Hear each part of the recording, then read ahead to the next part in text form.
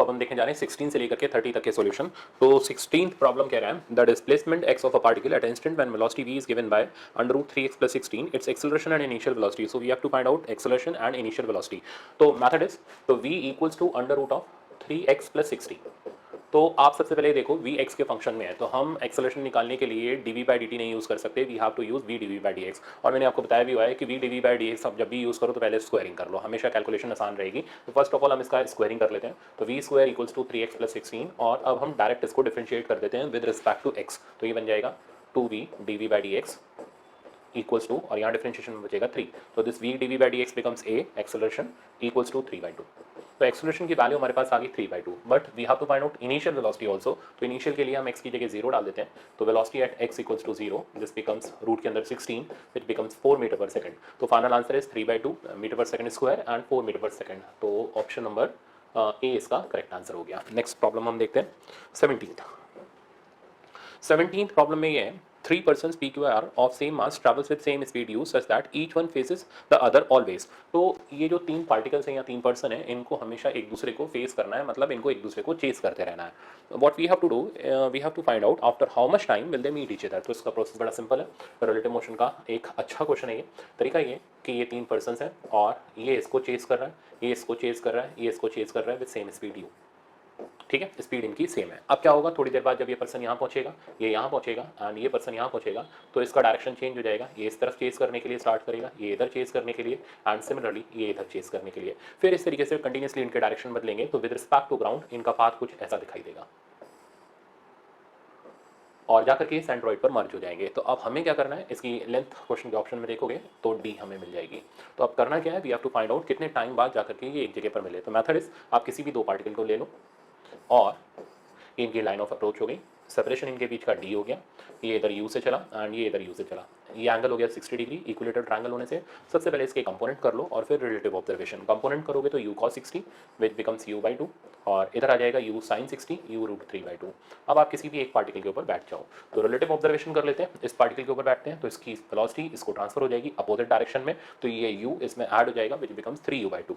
तो relative observation का diagram हमारा ये ना, इधर की तरफ वेलोसिटी होगी 3u/2 और इधर हो गई √3u/2। अब ये वाला पार्टिकल इस पार्टिकल को अप्रोच कर रहा है with velocity 3u/2 and we have to find out कितने टाइम में ये अप्रोच कर लेगा। तो टाइम निकालने का तरीका हो गया डिस्टेंस बाय स्पीड, तो d/3u/2। तो फाइनल आंसर इज 2d/3u। तो this is the value of time जितने टाइम में पार्टिकल उसको अप्रोच कर लेगा। Option number 2d/3u, that means B correct हो गया। नेक्स्ट प्रॉब्लम देखते हैं। नेक्स्ट प्रॉब्लम है प्रॉब्लम नंबर 18 प्रॉब्लम आपका एवरेज स्पीड का प्रॉब्लम है। ये प्रॉब्लम कह रहा है particle moving in a straight line covers half the distance with speed 3 metre per second and other half with इस distance is covered in equal time. तो पहले हमें डायग्राम बनाना पड़ेगा। तो पार्टिकल ने अपनी जर्नी को 2 पार्ट में ब्रेक किया, दोनों पार्ट में डिस्टेंस इक्वल है। In first part particle moves with speed 3 metre per second. In next part it breaks इस जर्नी इन 2 इक्वल इंटरवल्स। तो 2 इक्वल टाइम इंटरवल में पार्टिकल ने अपनी जर्नी को ब्रेक किया, in which it moves with speed 4 meter per second and 7.5 meter per second respectively। तो speed in first time interval is 4.5 meter per second and speed in second equal time interval is 7.5 meter per second। Now what we have to do, we have to find out average speed for whole journey। अब formula कौन सा use होगा, सबसे पहले हम इसे combine करते हैं। अब यहाँ पर आप यूज करोगे टाइम एवरेज का फॉर्मूला। तो 2 इक्वल टाइम इंटरवल है, तो जब टाइम इंटरवल इक्वल होते हैं तो एवरेज निकालने का तरीका अरिथमेटिक मीन होता है। तो v एवरेज या v23 का एवरेज निकालने का formula v2 + v3 divided by उतने टाइम इंटरवल जो इक्वल है। तो दैट मींस इसका फॉर्मूला इन जनरल अगर मैं फॉर्मूला बोलूँ तो v1 + v2 + up to so on vn divided by n, where n represents number of equal time interval. इसको बोलते हैं अरिथमेटिक मीन।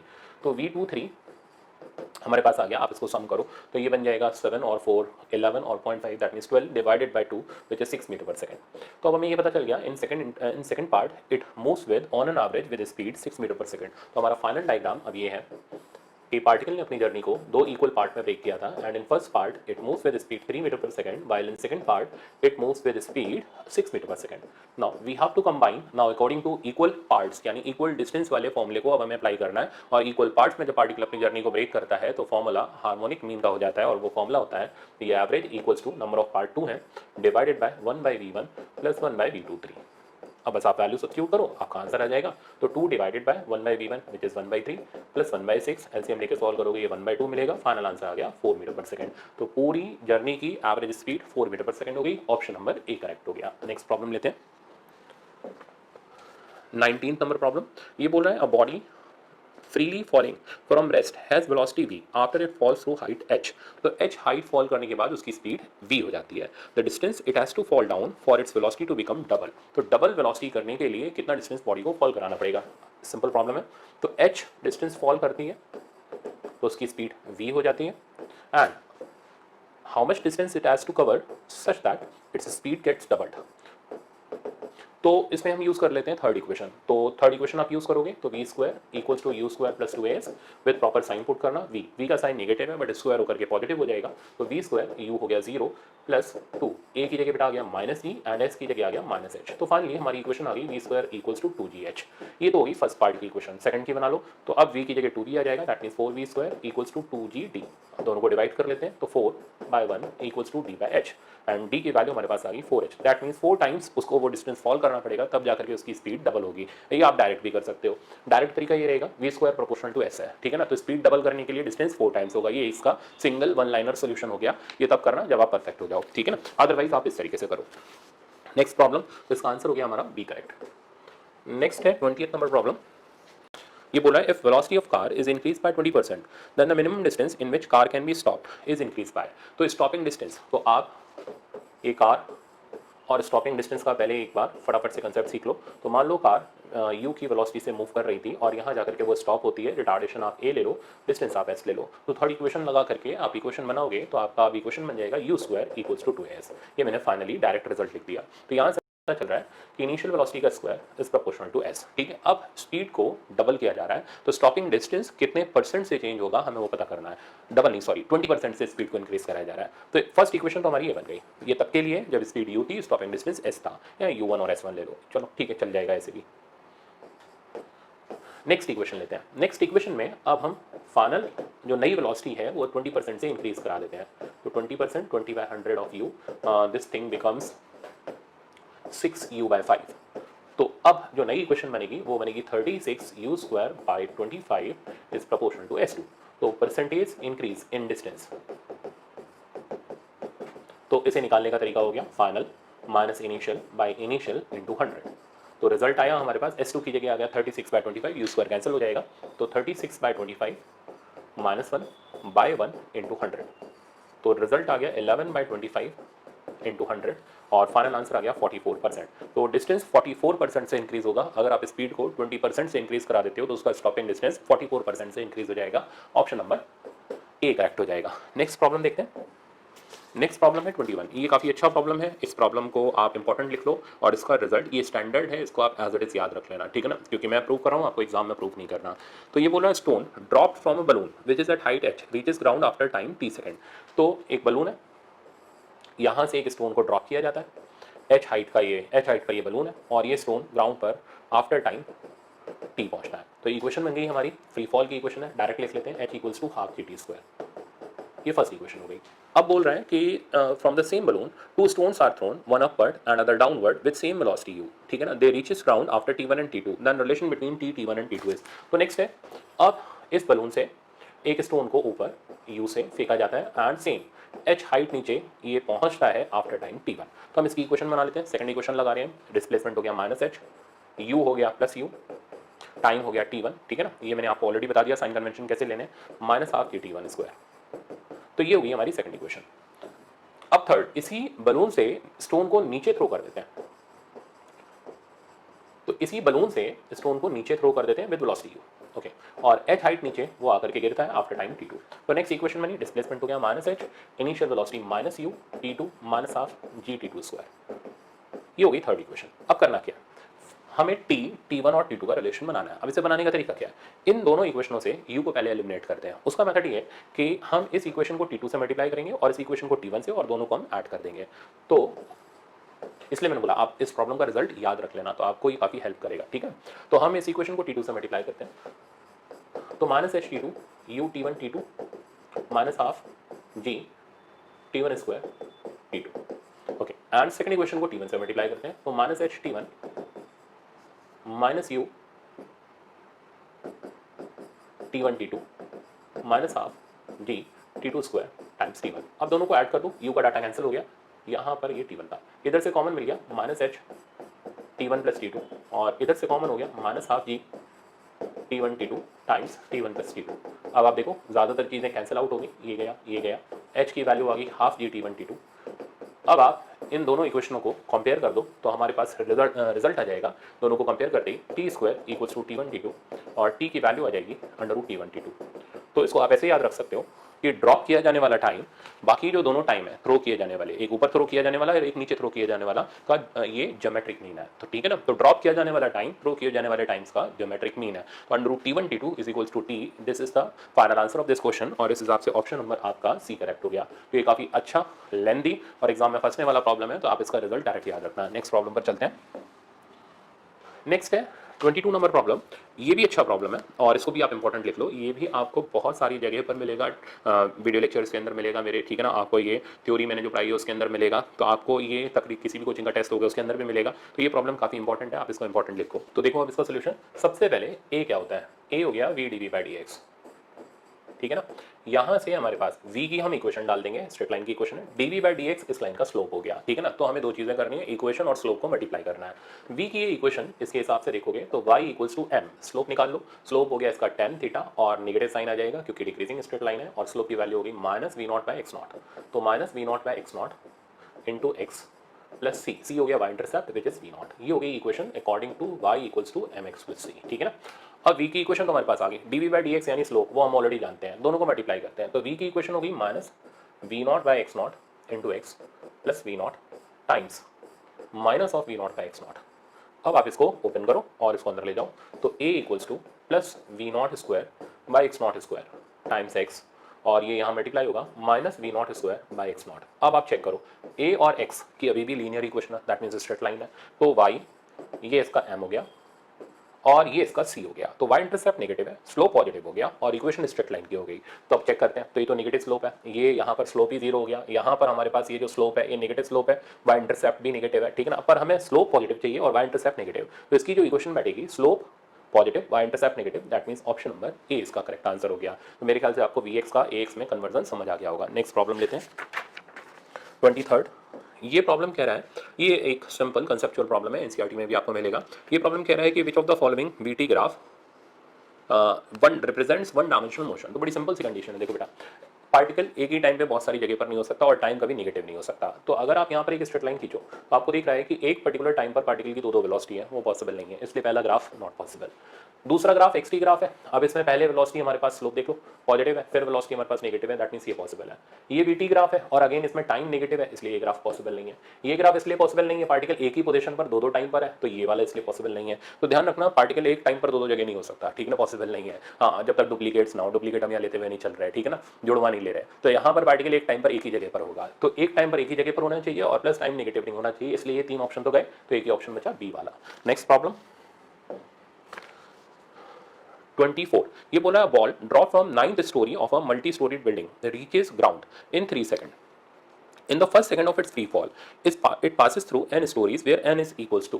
तो हमें ये पता करना है कि कितनी इसने स्टोरी कवर कर ली एक सेकंड के ड्यूरेशन में शुरू किया। तो देखो, तो इसमें हम मान के चल रहे हैं एक स्टोरी की हाइट h है, तो इसने 9h हाइट कवर करी ड्रॉप करने के बाद इन टाइम 3 सेकंड। तो अब हम फ्री फॉल की इक्वेशन बना लेंगे, तो इक्वेशन बन गई 9h equals to half g t square हो गया 9, ये फर्स्ट इक्वेशन आ गई। चाहिए तो इसको उड़ा सकते हो, तो बट बाद में हम डिवाइड करते वक्त कैंसिल कर लेंगे इसको। अच्छा, अब हमें पता करना है कि 1 सेकंड में उसने कितनी स्टोरी फॉल करी, तो मान लो n स्टोरी फॉल कर ली, तो इन 1 सेकंड उसने n स्टोरीज फॉल करी, तो टोटल डिस्टेंस जो उसने ट्रैवल किया वो हो गया NH, u 0 है और यहाँ पर टाइम 1 सेकंड है। अब आप दूसरी इक्वेशन बना लो, तो NH equals to half g t square which is 1।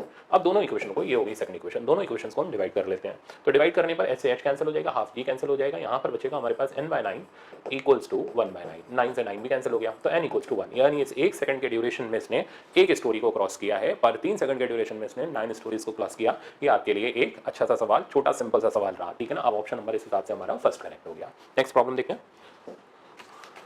25 कह रहा है, a body drop from top of tower fall 60 metre during the last 2 second of its fall, the height of the tower is. देखो अब इसको कैसे करेंगे, तो एक टावर है जिसकी हाइट h ले लेते हैं, यहाँ से एक बॉल को ड्रॉप करते हैं और मान लेते हैं टी सेकंड में नीचे पहुंच रही है, तो इक्वेशन जो हमारी बनेगी फ्री फॉल की वो बन गई h equals to half t t square. ये होगी हमारी फर्स्ट इक्वेशन।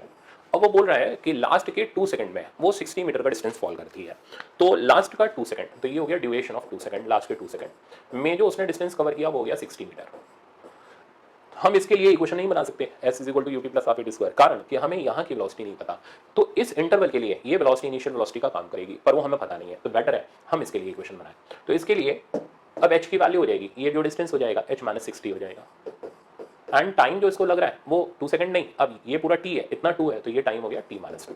अब हम इसके लिए जरूर इक्वेशन बना सकते हैं, वही फ्री फॉल वाली, तो इक्वेशन बनी h minus 60 equals to half t minus 2 का होल स्क्वायर। ये सेकंड इक्वेशन है। अब क्या करना है, डिवाइड करने से कुछ नहीं होगा, h की वैल्यू यहाँ सब्स्टिट्यूट कर देते हैं, तो h की वैल्यू आ जाएगी, तो इक्वेशन बन गई half t square minus 60 equals to half t minus 2 का होल स्क्वायर। ठीक, हाफ जी हो गया 5, ठीक, तो 5t square minus 60 equals to 5 times t minus 2, 5 से डिवाइड कर दो, तो इक्वेशन बनी t square minus 12 equals to t minus 2 का होल स्क्वायर, इसको एक्सपांड कर दो a माइनस b का होल स्क्वायर लगा के 4 माइनस 4t, ये यहाँ से कैंसिल हो गया और कोई क्वाड्रेटिक इक्वेशन देखो नहीं बनी, ठीक है ना, सिंपल इक्वेशन बनी है। तो यहाँ से 4t की वैल्यू आ गई 16 और t की वैल्यू आ गई 4 सेकंड। तो कुल मिलाकर के इस बॉडी को यहाँ से रिलीज करने पर ग्राउंड तक पहुंचने में 4 सेकंड का टाइम ड्यूरेशन लगा। Now we have to find out total height of tower, तो टोटल हाइट ऑफ टावर निकालने के लिए हम h equals to half g t square लगा लेते हैं, हाफ जी की जगह आ गया हमारे पास 10, टी स्क्वायर हो गया 16, आंसर आ गया 80 मीटर। तो स्टार की हाइट 80 मीटर है, that means option number C correct हो गया। अब चलते हैं 26 पर। 26 प्रॉब्लम बोल रहा है, two cars A and B are moving with same speed of 45 kilometre per hour along same direction. तो ये दो कार्स हैं जो कि मूव कर रही हैं with speed of 45 kilometre per hour in same direction. Okay, a third car C coming from opposite direction, तो एक थर्ड कार है, ये सी ले लो आप, ये ए और बी कर लो, ये अपोजिट डायरेक्शन में इधर से आ रही है with speed 36 kilometre per our, meets the two car in interval of 5 minute. तो यहाँ से यहाँ तक जाने में उसको टाइम लग रहा है 5 मिनट।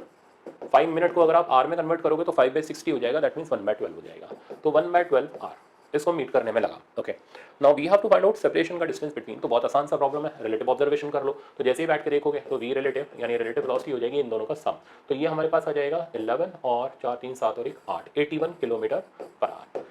जो टाइम लगा इनको क्रॉस करने में 1/12 आर लगा, तो we have to find out distance, distance की वैल्यू हमारे पास आ जाएगी speed into time, v into T, तो 81 इंटू 1/12, ये किलोमीटर में हमारे पास डिस्टेंस आ जाएगा, ठीक है ना। अब इसको आप आराम से सिंप्लीफाई कर सकते हो, तो इसकी वैल्यू 6 पॉइंट हमारे पास आ जाएगी 75 किलोमीटर, तो ऑप्शन नंबर आपका ए करेक्ट हो जाएगा। तो ये सिंपल प्रॉब्लम था। नेक्स्ट प्रॉब्लम देखते हैं, which of the following velocity time represents uniform motion. पीछे भी ऐसा सवाल था पर उसमें xt ग्राफ था, तो क्या होती है यूनिफॉर्म मोशन की कंडीशन, वेलोसिटी कांस्टेंट होनी चाहिए। अब कांस्टेंट वेलोसिटी फर्स्ट में ही दिख रही है, तो सीधे सीधे ऑप्शन नंबर ए करेक्ट हो गया। तो ये एक simple problem, conceptual problem. Next problem पर चलते हैं। नेक्स्ट प्रॉब्लम है प्रॉब्लम नंबर 28। ये बोल रहा है the initial velocity of particle is u at t is equal to 0। तो इनिशियल वेलोसिटी u है, तो at t equals to 0 velocity is u। The acceleration f, तो एक्सेलरेशन का सिंबल f बना दिया, इज गिवन बाय at, तो acceleration की value at के बराबर है, a कोई एक्सेलरेशन नहीं है, ध्यान रखना, f एक्सेलरेशन है। We have to find out which relation is valid, हमें फाइनल वेलोसिटी निकालनी है। देखो क्योंकि एक्सेलरेशन वेरिएबल है, टाइम डिपेंडेंट है, आप इक्वेशन ऑफ मोशन नहीं लगा सकते, तो जिन बच्चों ने इक्वेशन ऑफ मोशन लगा दी उनका नेगेटिव हो गया, तो इसको आपको इंटीग्रेट करके सॉल्व करना पड़ेगा। तो एक्सेलरेशन को हम डालते हैं dv/dt equals to at, cross multiply करो तो dv equals to at dt और इसको इंटीग्रेट करो। इनिशियल वेलोसिटी u है, फाइनल v ले लो इन टाइम 0 से t, तो dv का इंटीग्रेशन v हो गया, लिमिट पुट करने के बाद v माइनस u, और यहाँ मिल गया at²/2, तो v की इक्वेशन आ गई u प्लस at²/2। अब आप ऑप्शन में ला लो v equals to u plus at²/2, that means option number B इसका करेक्ट आंसर हो गया। अब आते हैं हम 29th पर। 29th प्रॉब्लम कह रहा है A body starting from rest moves with constant acceleration, तो रेस्ट से स्टार्ट हो रही है और कांस्टेंट एक्सेलरेशन है उसका। The ratio of the distance covered by body during 5th second to that in 5 second, तो ये भी ठीक ठाक सवाल है।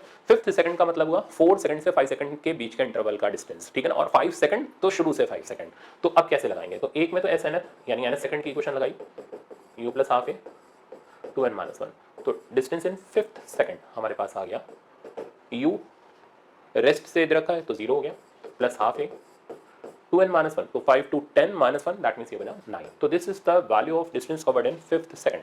नाउ डिस्टेंस इन 5 सेकंड, तो डिस्टेंस इन 5 सेकंड निकालने के लिए हम लोग S equals to U T plus half A T square में टी की जगह 5 डाल देते हैं। तो ये हमारे पास आ जाएगा डिस्टेंस इन 5 सेकंड की वैल्यू हमारे पास आ जाएगी, ये तो 0 हो गया, प्लस हाफ ए इंटू 25। ओके, अब हमें इनका रेशियो निकालना है, तो रेशियो की वैल्यू हमारे पास आ गई, सिंपल डिवाइड कर लो 9/25। तो फाइनल आंसर आपके पास आ गया 9/25 के हिसाब से ऑप्शन नंबर ए। अब आते हैं सेक्शन के लास्ट प्रॉब्लम पर, 30 नंबर प्रॉब्लम। ये बोल रहा है particle has initial velocity of 2 i cap and 3 j cap. तो इनिशियल वेलोसिटी 2 i कैप और 3 j कैप दे रखी है। ओके, एक्सेलरेशन की value 0.3 i cap and 0.2 j cap.